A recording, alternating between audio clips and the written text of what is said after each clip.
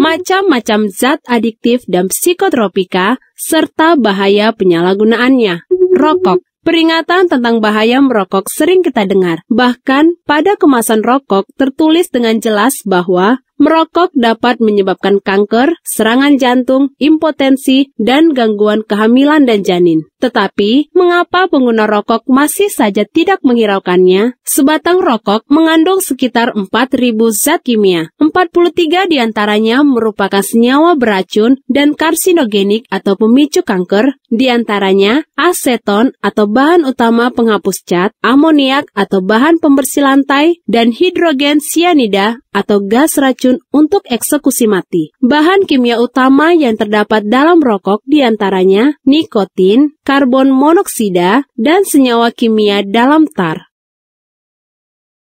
Nikotin merupakan zat kimia perangsang yang dapat merusak jantung dan sirkulasi darah dan membuat pemakai nikotin menjadi kecanduan. Pada sebatang rokok terdapat kadar nikotin antara 8-12 mg. Penggunaan nikotin pada dosis rendah menyebabkan tekanan darah naik, sakit kepala, meningkatkan sekresi getah lambung yang menyebabkan sakit mah, muntah-muntah, dan diare. Sedangkan penggunaan nikotin dalam dosis tinggi menyebabkan keracunan, kejang-kejang, kesulitan bernafas, dan berhentinya kerja jantung. Karbon monoksida atau CO merupakan gas yang tidak berwarna dan tidak berbau yang dihasilkan dari pembakaran tidak sempurna senyawa karbon. Merokok merupakan salah satu contoh pembakaran tidak sempurna yang menghasilkan asap putih atau partikel karbon dan karbon monoksida. Hemoglobin atau Hb lebih mudah mengikat karbon monoksida atau CO daripada oksigen atau O2. Kadar CO tinggi berarti Hb mengikat CO makin banyak, sehingga oksigen yang dapat diikat dan dibawa Hb dalam aliran darah makin berkurang. Hal ini mengakibatkan jantung bekerja lebih keras agar darah mampu mengikat oksigen. Keracunan karbon monoksida dapat menyebabkan kematian. Jika ibu hamil mengisap asap rokok, dapat mengganggu perkembangan janinnya, bahkan bisa menimbulkan cacat. Tar adalah zat yang terdapat pada tembakau yang berbentuk seperti aspal. Tar dihasilkan oleh rokok dan tembakau untuk menyisik atau sugi. Para perokok dan penyisik akan mempunyai gigi yang berwarna hitam akibat endapan tar tersebut. Jika tar ikut masuk ke dalam tubuh, maka akan melekat pada paru-paru, terutama pada gelembung udara dan tenggorokan. Endapan tar ini akan mengganggu kerja paru-paru, sehingga terbentuk flek atau noda pada paru-paru yang akhirnya dapat menyebabkan kanker paru-paru.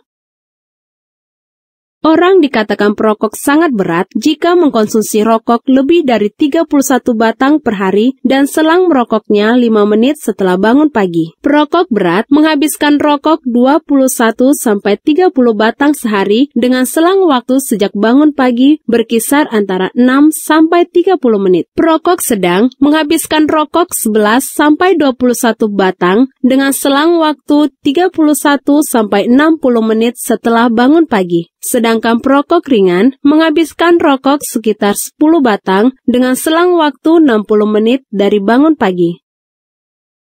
Bahaya rokok juga tidak hanya dirasakan oleh si perokok atau perokok aktif, tetapi juga merugikan orang-orang di sekitarnya. Orang-orang yang tidak merokok tetapi ikut menghirup atau mengisap asap rokok disebut perokok pasif. Perokok pasif beresiko mengalami kanker paru-paru, serangan asma, dan penyakit pernapasan yang lain. Oleh karena itu, bagi yang bukan perokok, disarankan untuk menghindari keinginan untuk mencoba merokok dan hindari tempat-tempat di mana orang bebas merokok.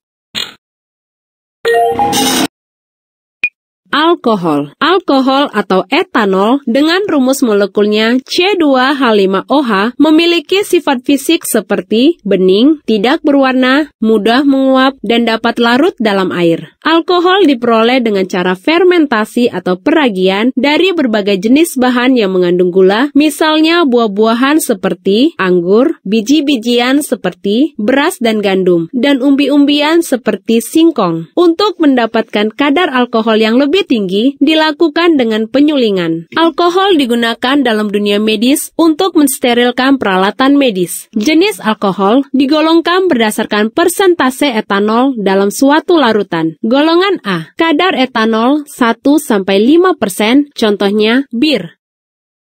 Golongan B, kadar etanol 5-20%, contohnya wine anggur dan whisky. Golongan C, kadar etanol 20-55%, contohnya whisky, vodka, brandy, dan arak. Pada jumlah tertentu, alkohol akan merangsang seseorang menjadi sangat bersemangat, lebih berani, menghilangkan rasa letih, dan merasa lebih bebas. Akibatnya, tingkah laku pengguna alkohol menjadi tidak terkendali, berbicara sendiri, dan bertindak dengan bebas. Pada jumlah yang berlebihan menyebabkan depresan, yaitu memperlambat kegiatan tubuh, otot menjadi kendur, lemas, loyo, mengantuk, dan akhirnya tertidur di mana saja tanpa sadar, bahkan dapat mengakibatkan kematian. Pengaruh pemakaian alkohol pada sistem tubuh alkoholik atau pecandu minuman alkohol, yakni pada sistem saraf pusat dan sistem pernafasan, seperti memperlambat fungsi otak yang mengontrol pernapasan dan denyut jantung, dapat menyebabkan hilangnya sebagian atau seluruh memori atau amnesia dan sakit jiwa. Pada sistem pencernaan seperti terjadinya luka dan radang lambung serta hati, dapat menyebabkan kanker mulut, kerongkongan dan lambung, selera makan hilang, kekurangan vitamin, serta peradangan dan pengerasan atau sirosis hati. Pada sistem jantung dan pembuluh darah, seperti dapat menyebabkan pembekakan jantung dan dapat menyebabkan kegagalan fungsi jantung. Serta pada sistem reproduksi, seperti terjadinya cacat bayi yang dikandung ibu peminum alkohol, meningkatnya abortus, dan kelahiran prematur. Dan pada pria, dapat terjadinya impotensi. Amfetamin. Sering sekali kita mendengar pemberitaan di media massa mengenai penjualan barang-barang terlarang seperti ekstasi dan sabu-sabu. Ekstasi dan sabu-sabu adalah hasil sintesis dari zat kimia yang disebut amfetamin. Ekstasi merupakan salah satu golongan psikotropika berbentuk kapsul atau tablet warna-warni digunakan dengan cara ditelan. Segera setelah pemakaian ekstasi dapat menyebabkan perasaan fly atau gembira, mudah tersinggung, cemas, tekanan darah, denyut jantung, dan pernapasan meningkat, selera makan berkurang, mulut kering, berkeringat, rahang bergerak-gerak tanpa kendali, gigi berkerut-kerut, selalu terdorong untuk bergerak atau tripping. Sedangkan pengaruh ekstasi dalam jangka panjang yakni gelisah dan mudah curiga atau paranoid, kurang gizi, halusinasi, badan gemetar, agresif atau dapat melakukan tindakan keji dan kehilangan akal sehat, serta ketergantungan dari gejala putus zat seperti murung dan letih. Sedangkan sabu-sabu memiliki nama asli metamfetamin. Sabu-sabu berbentuk kristal berwarna putih, tidak berbau, dan digunakan dengan cara dihirup atau disuntikkan. Awalnya digunakan untuk tujuan penelitian ilmu pengetahuan dan digunakan dalam terapi orang yang mengalami gangguan jiwa, namun mempunyai potensi kuat menyebabkan ketergantungan. Oleh karena itu, penggunaan tanpa resep dokter sangat dilarang. Segera setelah pemakaian akan terjadi gejala seperti perasaan fly atau gembira, mudah tersinggung, cemas, pupil melebar, meningkatkan denyut jantung, tekanan darah, dan pernapasan, selera makan berkurang, mulut kering, berkeringat, bicara cepat, sakit kepala, dan penglihatan buram. Sedangkan pengaruh sabu-sabu dalam jangka panjang antara lain gelisah, mudah curiga atau paranoid, dorongan untuk bunuh diri, kurang gizi, halusinasi, agresif atau dapat melakukan tindakan keji, kehilangan akal sehat, dan tidak memiliki rasa malu, serta gejala putus zat seperti murung dan letih. Ganja. Ganja adalah tanaman perdu dengan daun menyerupai daun singkong yang tepinya bergerigi dan berbulu halus. Tumbuhan ini banyak tumbuh di beberapa daerah di Indonesia, seperti Aceh, Sumatera Utara, Sumatera Tengah, Sumatera Selatan, dan lain-lain. Daun ganja sering digunakan sebagai bumbu penyedap masakan. Bila digunakan sebagai bumbu masak, daya adiktifnya rendah. Tetapi, bila dibakar dan asapnya dihirup, daya adiktifnya tinggi. Ganja merupakan narkoba yang yang terbuat dari daun, bunga, biji, dan ranting muda tanaman marijuana atau cannabis sativa yang dikeringkan. Zat getah ganja yang kering bernama hasis, sedangkan jika dicairkan menjadi minyak kannabasis. Minyak tersebut sering digunakan sebagai campuran rokok atau lintingan tembakau. Segera setelah pemakaian ganja, maka pada si pemakai akan mengalami mata memerah, mulut dan tenggorokan kering, denyut jantung meningkat, suhu tubuh menurun, banyak bicara, gembira dan tertawa tanpa sebab, rasa melayang, rasa lapar dan haus meningkat, sering menguap atau mengantuk tetapi susah tidur, serta tidak tahan terhadap cahaya. Sedangkan pengaruh pemakaian ganja dalam jangka panjang dapat menyebabkan si pemakai mengalami ketergantungan, daya pikir menurun, halusinasi, kebingungan, gangguan kejiwaan seolah-olah dikejar atau paranoia, denyut nadi dan napas tidak teratur, serta menurunnya kekebalan terhadap penyakit infeksi. Jadi, pengaruh penggunaan ganja dapat merusak sistem tubuh si pemakai, yakni sistem saraf pusat seperti hilangnya daya ingat atau memori, dan ketidakmampuan membedakan mana yang penting atau tidak, gangguan penghayatan akan waktu dan ruang, atau lama terasa singkat, jauh terasa dekat, sistem pernapasan, atau dapat meningkatkan resiko penyakit paru kronis yang lebih besar daripada merokok, serta sistem reproduksi seperti berkurangnya kadar hormon testosteron pada laki-laki, sehingga mengurangi kesuburan, pada wanita, terjadi gangguan haid, dan resiko infertilitas atau ketidaksuburan. Opium. Opium merupakan narkotika dari golongan opioida. Opium berasal dari getah buah mentah Papaver somniferum. Opium mengandung kira-kira 20 macam senyawa. Bahan-bahan opioida yang sering digunakan adalah candu, morfin, heroin, dan kodein. Candu berasal dari getah tanaman Papaver somniferum yang diolah menyerupai aspal lunak. Candu diperjualbelikan dalam kemasan kotak kaleng. Candu dipakai dengan cara dihisap. Morfin berupa serbuk halus putih atau kristal putih, ada pula yang berbentuk cairan berwarna, tidak berbau, dan rasanya pahit. Morfin pertama kali diisolasi dari getah buah pada tahun 1905 oleh seorang ahli farmasi Jerman yang bernama Friedrich Sturner. Pemakaian morfin dengan cara dihisap atau disuntikan.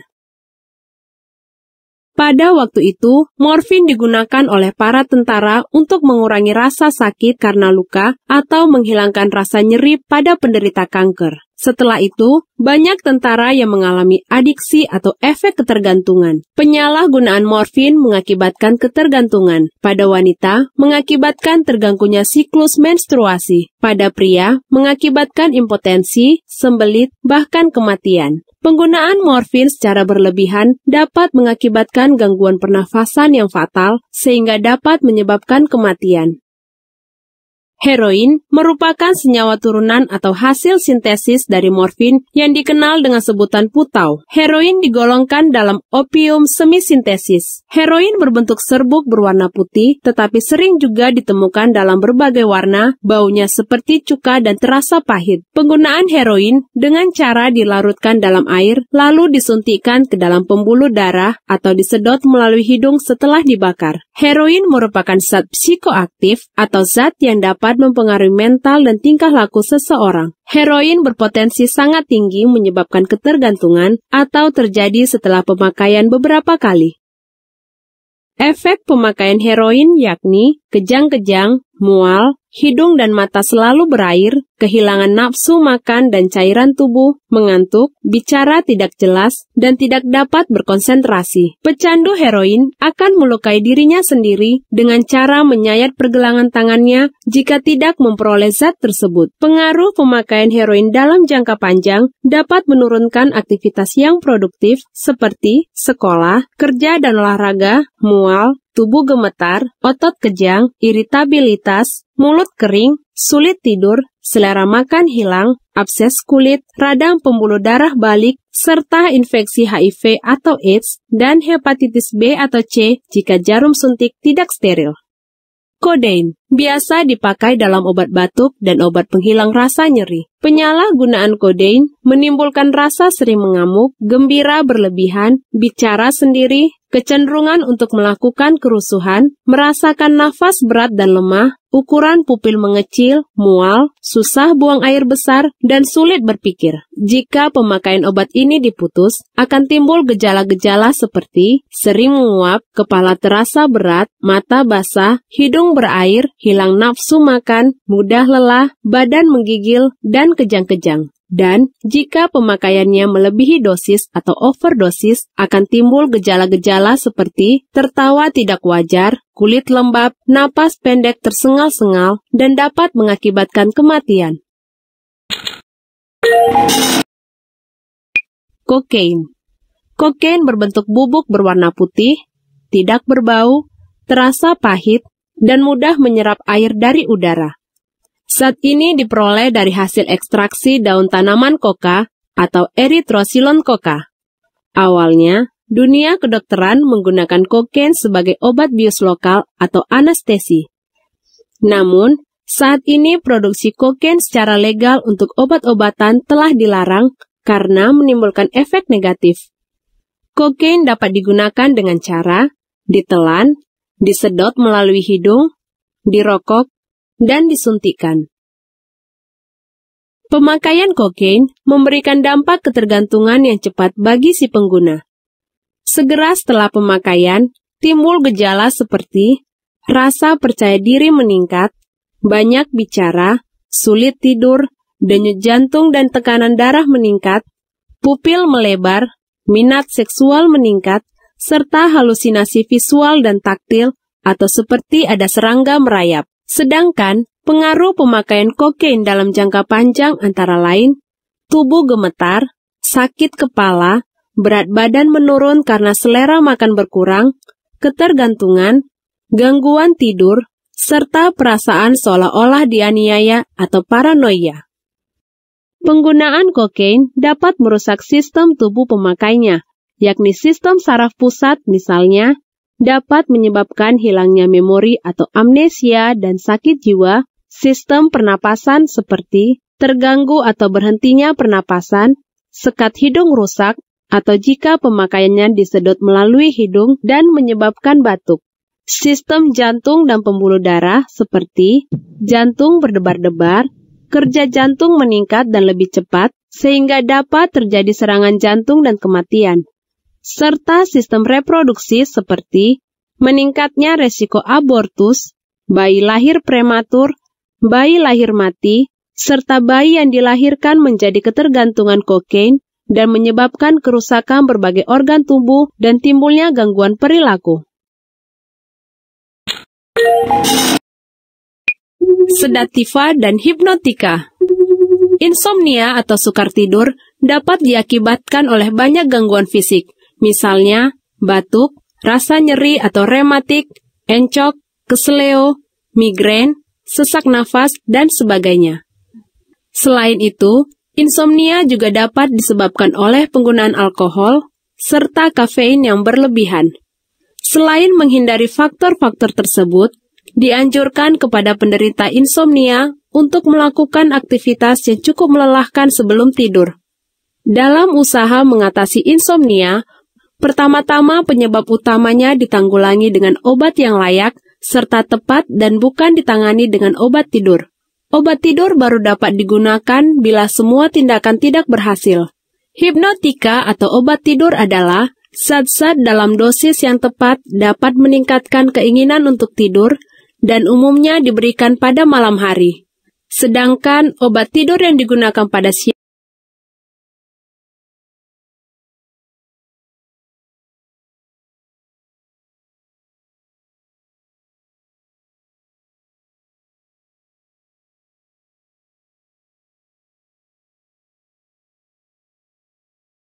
golongan zat yang termasuk dalam kelompok sedativa hipnotika yang sering digunakan dalam dunia kedokteran adalah barbiturat dan benzodiazepin.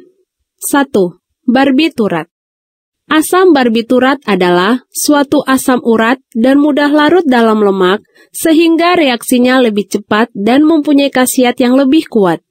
Barbiturat adalah kelompok obat yang paling sering dipakai untuk mengawali anestesia inhalasi atau pemberian campuran gas anestesia dan oksigen langsung ke dalam paru-paru. Contoh barbiturat antara lain tiopental atau pentotal dan metohexital atau brevital. Namun, dewasa ini penggunaan barbiturat telah digantikan oleh benzodiazepin. 2. Benzodiazepin. Obat ini memiliki 5 efek farmakologis sekaligus, yaitu sedatif, ansiolitik atau obat anti kecemasan, antikonvulsi atau obat anti kejang atau epileptik, relaksasi otot melalui medula spinalis, dan amnesia retrograde atau tidak dapat mengingat peristiwa-peristiwa yang terjadi sebelum menderita amnesia lebih dari peristiwa lupa biasa. Keunggulan benzodiazepin daripada barbiturat yakni rendahnya tingkat toleransi obat, potensi penyalahgunaan yang rendah, margin dosis aman yang lebar, dan tidak menginduksi enzim mikrosom di hati. Contoh benzodiazepin antara lain diazepam, midazolam, oxazepam, dan alprazolam. Pemakaian sedativa atau hipnotika dalam dosis kecil dapat menenangkan dan meningkatkan keinginan untuk tidur. Dampak negatif dari penggunaan zat sedativa dan hipnotika antara lain menyebabkan ketagihan dan ketergantungan, gangguan mental, bingung, gerak dan bicara lambat, sakit kepala, mual, muntah, diare, sakit dada, dan sakit di persendian. Dan penggunaan yang berlebihan atau overdosis dapat menimbulkan gejala seperti gelisah, kendali diri turun, banyak bicara tetapi tidak jelas, sempoyongan, suka bertengkar, nafas lambat, kesadaran turun, pingsan, serta memiliki keinginan bunuh diri.